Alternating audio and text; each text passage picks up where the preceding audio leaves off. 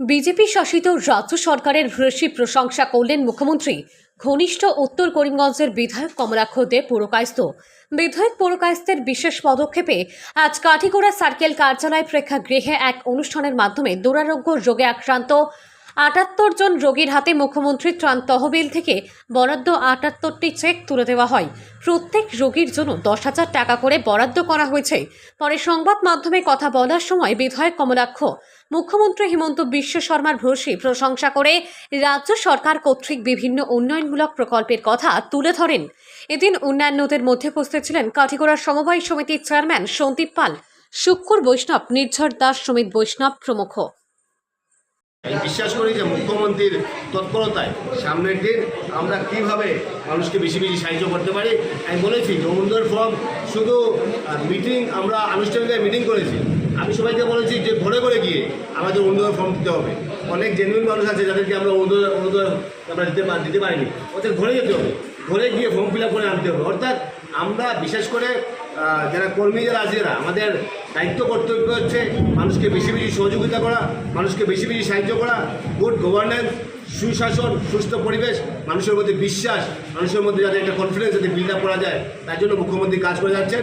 এবং গ্রাসরুট লেভেলে আমাদের কর্মী এবং আমি উত্তর করিমগঞ্জের বিধায়ক হিসাবে আমি বলেছি যে সামনের দিন ৫ গ্রাম পেপার মিলেরও সেই ইস্যুগুলো আমি বিধানসভা উত্থাপন করেছি।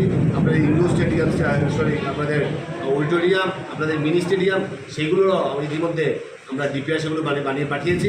রাস্তাঘাটের হয়তো বা অনেক উন্নতি হচ্ছে সামনের দিন, সেগুলো কীভাবে ত্বরান্বিত হয়ে থাকে, কীভাবে যাতে অক্ষুণ্ণভাবে যাতে কাঠিগড়ার উন্নয়ন হয়, সময়ের বোরাকগুলি যাতে ডেভেলপ হয়, নিশ্চয়ই সে ব্যাপারে আমরা আমাদের তৎপরতা চালিয়ে যাব।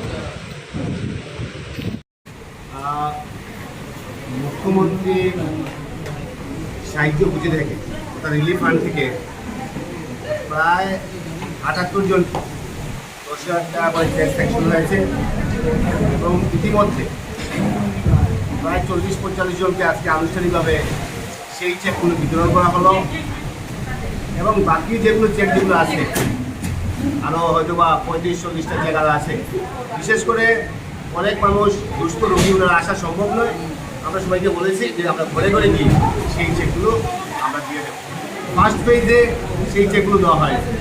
সেকেন্ড ফেজে অনেকে জানেন, অনেকে জানেন না, অনেক হয়তোবা রুগী হয়ে ঘরে বসে আছেন কিন্তু হয়তোবা কেউ খবর নেয়নি। আমি সবাইকে বলেছি খবর নিয়ে যারা দুস্থ রোগী, জেনুইন যারা যারা ওদেরকে যাতে সেই আর্থিক সাহায্য দেওয়া হয়। এবং এবার আমরা ১০,০০০ টাকা করে প্রত্যেককে দিলাম। সামনের দিন মুখ্যমন্ত্রীর রিফান্ড থেকে সেই সাহায্যগুলো যাতে অব্যাহত থাকে এবং সামনের দিনে আরও বড় অঙ্কের সেই রিলিফ ফান্ডে, মুখ্যমন্ত্রী রিলিফ ফান্ডে টাকা সেগুলো দেওয়া হবে। সেই টাকাগুলো আমরা নিশ্চয়ই গরিবদের মধ্যে সেগুলো ডিস্ট্রিবিউশন করব। এবং ইতিমধ্যে আপনারা সবাই জানেন যে অরুণোদয় ২০২০-এ অরুণোদয় ১ শুরু হয়েছিল ১৭ লক্ষ বেনিফিশিয়ারি দিয়ে, অর্থাৎ পরিবার দিয়ে।